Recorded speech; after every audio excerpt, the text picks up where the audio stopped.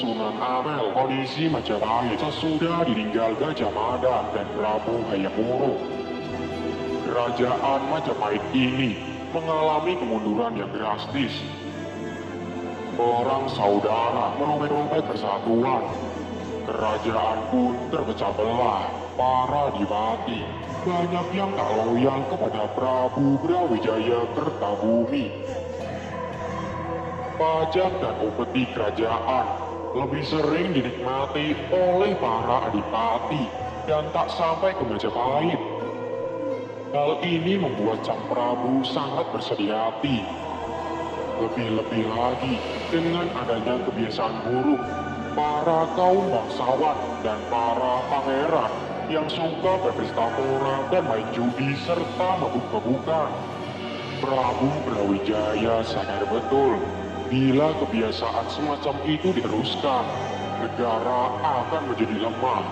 Dan jika negara sudah kehilangan kekuatannya, betapa mudahnya bagi musuh untuk menghancurkan Majapahit Raya. Ratu Dwarawati, istri Prabu Brawijaya, mengetahui kerisauan hati sang suami.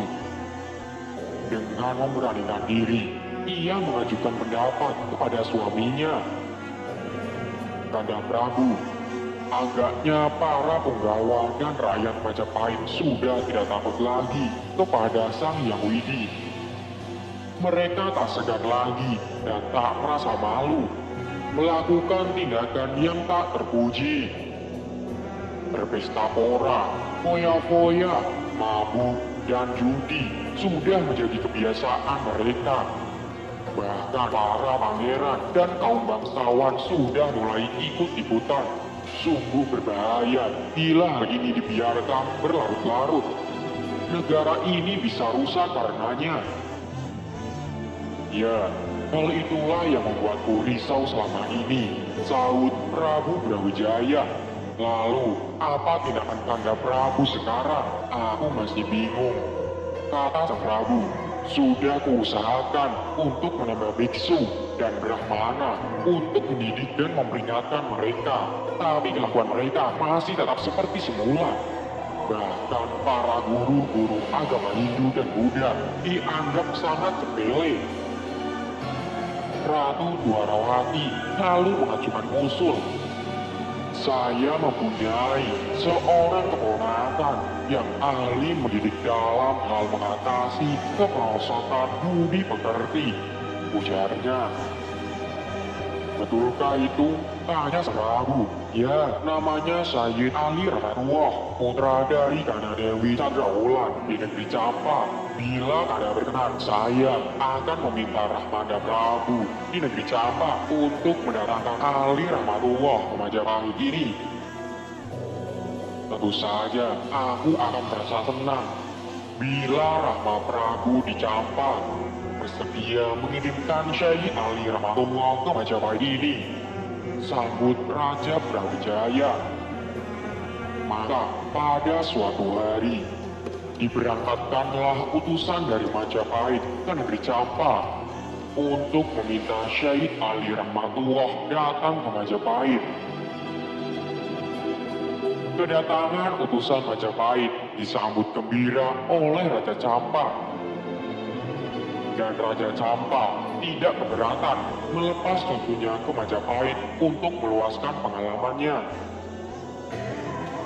Hal Lawrence Rashid dalam bukunya yang berjudul Kisah dan Ajaran Wali Songo menjelaskan bahwa keberangkatan dari Syekh Ali Ramatullah ke Tanah Jawa tidaklah sendirian. Ia ditemani oleh ayah dan kakaknya. Ayah Syekh Ali Ramatullah adalah Syekh Maulana Ibrahim Asmarkandi. Dan kakaknya bernama Syekh Ali Mutardo. Diduga mereka tak langsung pergi ke Majapahit, melainkan mendarat di Tuban. Tepatnya di desa Gesekerjo. Syekh Maulana Ibrahim Asmarkandi jatuh sakit dan meninggal dunia. Kemudian beliau dimakamkan di desa tersebut, yang masih termasuk Kecamatan Malang, Kabupaten Tuban. Syahid Murtado kemudian meneruskan perjalanan. Beliau berdakwah keliling daerah Nusa Tenggara, Madura, sampai ke Bima. Di sana, beliau mendapatkan sambutan dari Raja Pandita Bima. Dan akhirnya, berdakwah di Gresik mendapat sebutan Raden Santri. Beliau wafat dan dimakamkan di Gresik. Sedangkan Syahid Ali Rahmatullah meneruskan perjalanan menuju Majapahit menghadap Sang Prabu Brawijaya sesuai dengan permintaan Ratu Dwarawati, yang ternyata istri Prabu Brawijaya, yakni Dewi Dwarawati, adalah adik dari Dewi Cakrawulan, istri dari Syekh Ibrahim Samarkandi. Sedangkan Syekh Ibrahim sendiri adalah putra dari Syekh Jamaluddin Jumadil Kubro.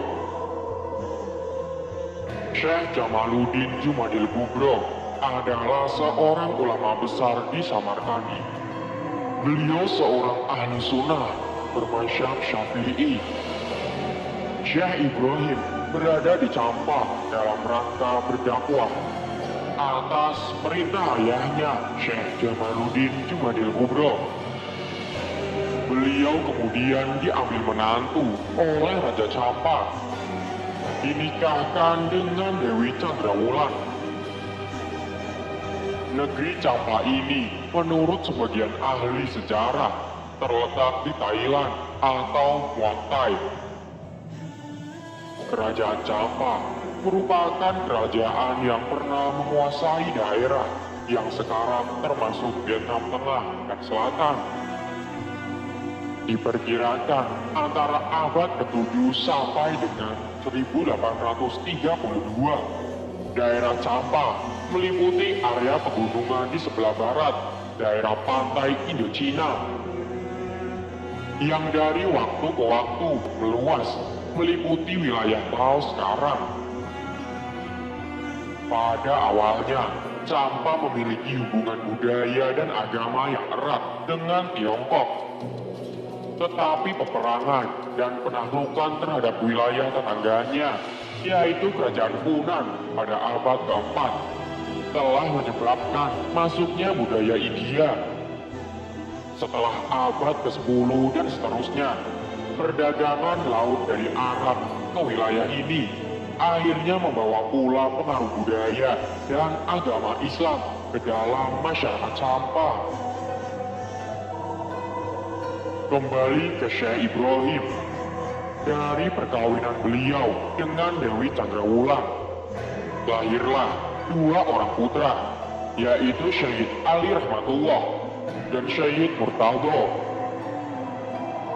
Nah, dari situ terbaca bahwa Syahid Ali Rahmatullah adalah keponakan Ratu Majapahit, Sang Ratu Dwarawati.